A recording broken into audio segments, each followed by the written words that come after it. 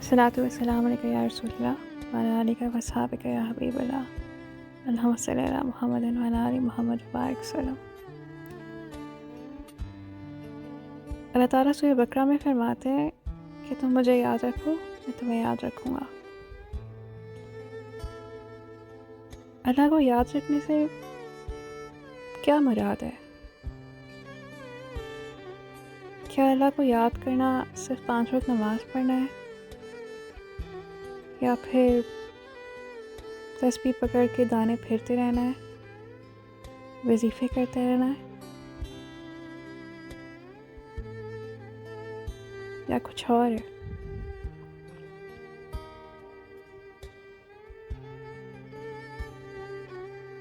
آپ کی زندگی میں کوئی ایسا انسان ہوگا جسے آپ نے بہت شدت سے یاد کیا ہوگا، اور وہ کیفیت کیا ہے یاد کرنے کی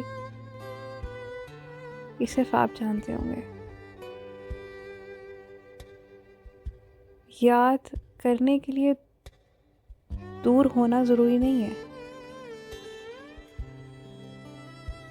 ہر وقت کسی کی یاد میں گم رہنا، ہر وقت کسی کے بارے میں سوچتے رہنا، ہر وقت کسی کا خیال دل میں رہنا، ہر وقت 24 گھنٹے کسی کے بارے میں سوچنا، بھلے وہ آپ کے پاس ہو، یہ یاد ہے شاید۔ اللہ تعالیٰ شاید یہ کیفیت چاہتے ہیں اپنے لیے ہم لوگوں سے۔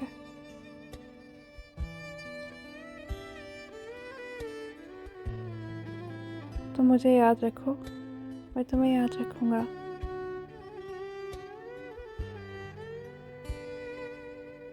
جب ہمیں کسی کا خیال ہوتا ہے نا، جب ہم کسی کے بارے میں اتنا سوچتے ہیں، تو ہمیں سب سے زیادہ ڈر ہوتا ہے کہ کہیں وہ ہم سے ناراض نہ ہو جائے، وہ ہم سے خفا نہ ہو جائے۔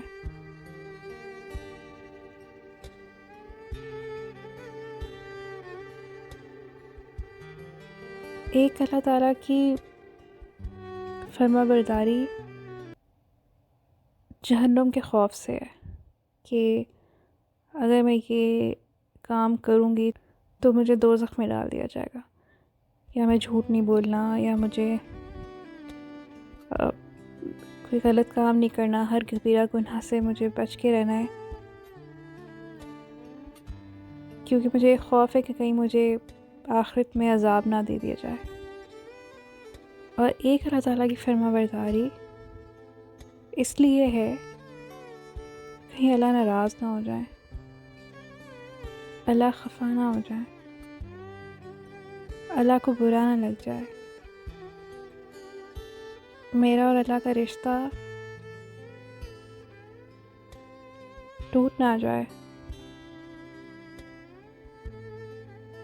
یار میں نے پچھلی ویڈیو میں آپ لوگوں سے کہا تھا کہ یہ بہت ضروری ہے کہ ہم یہ آئیڈینٹیفائی کریں کہ ہمارا اللہ تعالیٰ کے ساتھ کیا رشتہ ہے،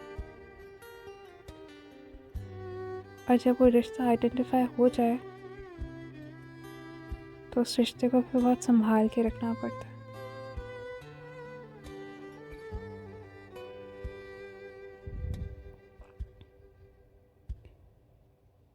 ہر وقت اللہ تعالیٰ کی یاد میں رہنا، ہر وقت اس اسٹیٹ میں رہنا کہ کہیں مجھ سے کوئی ایسا کام نہ ہو جائے جس سے اللہ تعالیٰ خفا ہو جائے،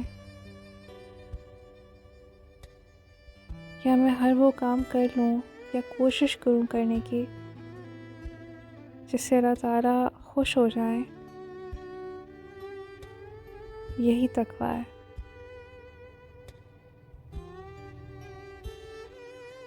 اور اللہ تعالیٰ فرماتے ہیں کہ سورہ طلاق میں جب تم میرا تقویٰ اختیار کرتے ہو تو میں تمہارے لیے ہر مشکل میں آسانی پیدا کر دیتا ہوں، میں تمہیں وہاں سے رزق دیتا ہوں جہاں سے تمہارا گمان بھی نہیں ہوتا۔ آپ جس بھی مشکل میں پھنسے ہوئے ہیں جس بھی مصیبت کا شکار ہیں،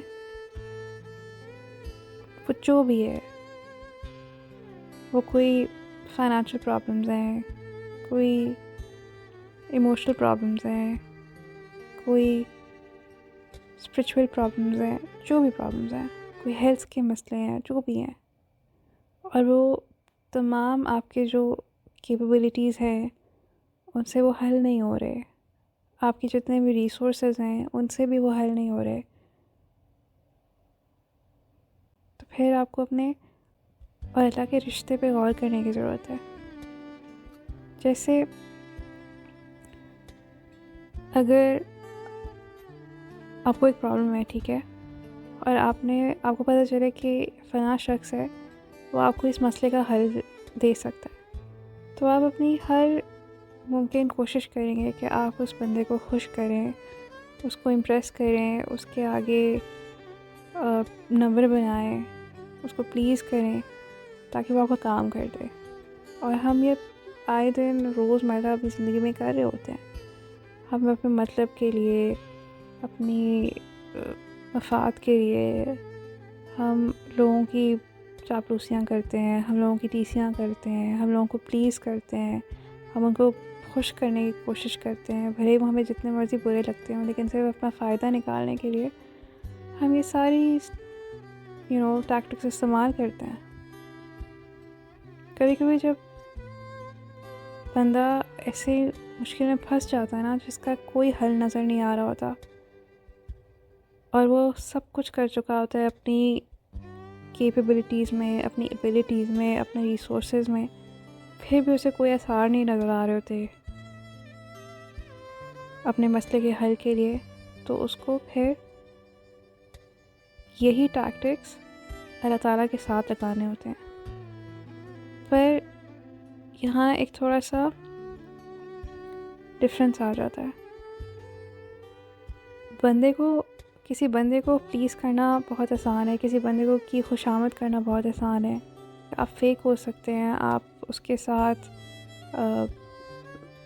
ہپوکریسی دکھا سکتے ہیں، آپ دل میں کچھ رکھ سکتے ہیں اور منہ پہ کچھ رکھ سکتے ہیں. بندے کو شاید آپ کی ٹرو انٹینشنز کا پتہ ہی نہ چلے، لیکن اللہ کے ساتھ یہ معاملات ڈفرینٹ ہو جاتے ہیں. اللہ تعالیٰ تو آپ کی دل کی ہر ایک دھڑکن کو جانتے ہیں.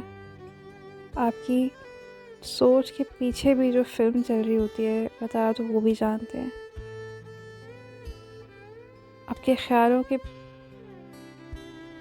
پیچھے جو خیال چل رہے ہوتے ہیں اللہ تعالیٰ تو وہ بھی جانتے ہیں.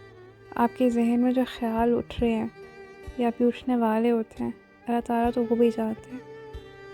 کہنے کا مقصد یہ ہے کہ اللہ تعالیٰ کو چکر نہیں دیا جا سکتا، اللہ تعالیٰ کے ساتھ ڈھونگ نہیں کیا جا سکتا، اللہ تعالیٰ کے ساتھ منافقت نہیں کی جا سکتی، اللہ تعالیٰ کے ساتھ ڈپلومیسی نہیں کی جا سکتی، اللہ تعالیٰ کے سامنے فیک نہیں ہوا جا سکتا. تو اللہ تعالیٰ کے ساتھ جو کچھ بھی کرنا ہوتا ہے وہ خلوص سے کرنا ہوتا ہے. وہ کوئی ضروری نہیں کہ وہ بہت بڑا کام ہو، چھوٹی چھوٹی چیزیں جو اللہ تعالیٰ کو خوش کرتی ہیں وہاں سے شروع کریں. اللہ تعالیٰ کو پلیز کرنے کی کوشش کریں، اللہ تعالیٰ کو خوش کرنے کی کوشش کریں. ہر وقت اس سٹیٹ میں رہیں، اس خیال میں رہیں، اس احساس میں رہیں کہ کہیں میرے کسی قدم سے، میری کسی بات سے، میری کسی ایکشن سے اللہ تعالیٰ خفا نہ ہو جائیں. اور یہ بہت مشکل ہوگا. یہی صحیح معنوں میں نفس کا جہاد ہے.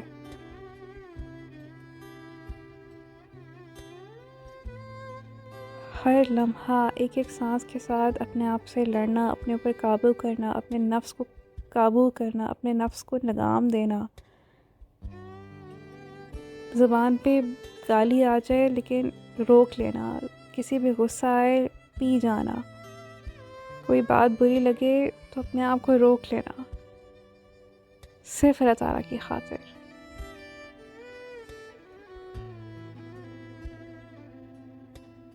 اور یہ کوئی ایک دن کا پروسیس نہیں ہوگا، یہ بہت بڑی جرنی ہوتی ہے. تقوی کی جو جرنی ہوتی ہے یہ بہت بڑی ہوتی ہے.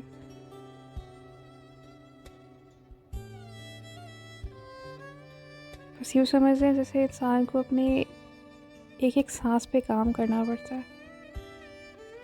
اپنے خیال پہ کام کرنا پڑتا ہے، اپنی زبان پر کام کرنا پڑتا ہے، اپنے ایکشنز پہ کام کرنا پڑتا ہے، یہاں تک کہ اپنے نظروں پر بھی کام کرنا پڑتا ہے کہ اپنی نظر سے کسی کو نقصان نہ پہنچ جائے. سارا کچھ آپ نے اللہ تعالیٰ کے لیے کرنا ہوتا ہے. یہ ایسے سمجھ لیں کہ یہ ایک سیلف مانیٹرنگ اور سیلف نیگیشن کی جرنی ہے. اور آپ جتنا اس پروسیس کو ریفائن کرتے رہیں گے، جتنا زیادہ اپنے تقوی کو پالش کرتے رہیں گے، اتنا ہی زیادہ اللہ تعالیٰ کی یاد میں رہیں گے. اور جتنا زیادہ اللہ تعالیٰ کو یاد کریں گے، اتنا ہی اللہ تعالیٰ بھی آپ کو یاد رکھیں گے. اللہ کی نظر میں سب کچھ ہے. کائنات کی ہر ایک شے، ایک ایک ذرہ اللہ تعالیٰ کی نظر میں ہے. اللہ تعالیٰ سے کچھ بھی چھپا ہوا نہیں ہے.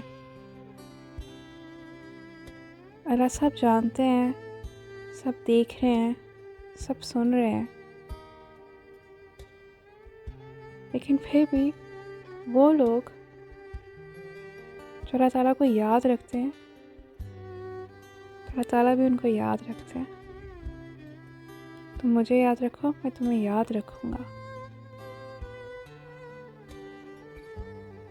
تم میرا ذکر کرو، میں تمہارا ذکر کروں گا. اور جو ایک حدیث قدسی ہے جس کا مفہوم یہ ہے کہ بندہ جب اپنے دل میں اللہ تعالیٰ کو یاد کرتا ہے تو اللہ تعالیٰ بھی اپنے دل میں اسے یاد کرتے ہیں اسی بندے کو. بندہ جب محفل میں اللہ تعالیٰ کو یاد کرتا ہے تو اللہ تعالیٰ اس سے بڑی محفل میں اسی بندے کے بارے میں ذکر اور اس کو یاد کرتے ہیں.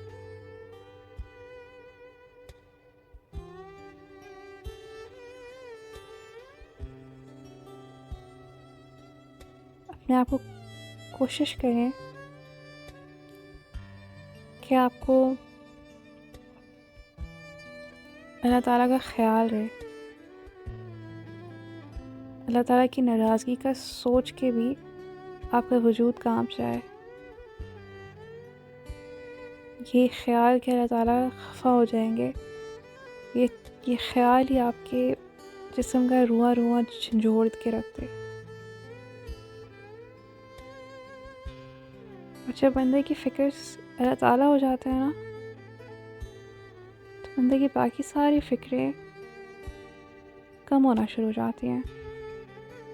جب بندے کی فکر اللہ تعالیٰ کی خوشی ہو، حضور علیہ الصلوۃ والسلام کی خوشی ہو، جب بندے کی سب سے بڑی فکر یہ ہو کہ کہیں حضور علیہ الصلوۃ والسلام ناراض نہ ہو جائے، اللہ تعالیٰ خفا نہ ہو جائے میری کسی بات سے، میری کسی ایکشن سے، یا شاید میرے کسی خیال سے بھی.